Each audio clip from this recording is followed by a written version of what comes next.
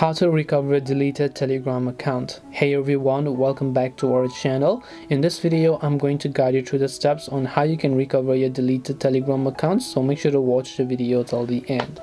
Now, recovering your deleted account is possible, but the main question is how long has it been or remained deleted, because Telegram has a certain time period, right? So if I choose to delete my account today, 15 days or 30 days from now, within that time frame I can still reactivate my account. Until then it's just going to remain deactivated. But if it's already been over a month, 2 or 3 months, 6 months, then in that case your deleted account has been permanently deleted, and in that case it's not recoverable. So the best thing that you can do is you can simply try to check whether or not your account has been successfully deleted. Just try to log in using the same phone number over here.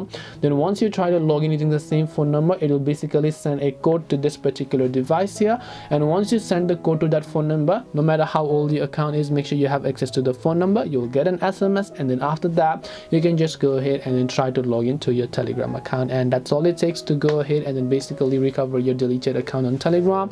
If you have any questions, then feel free to leave them down below. Thank you for watching till the end, and see you soon in the next video.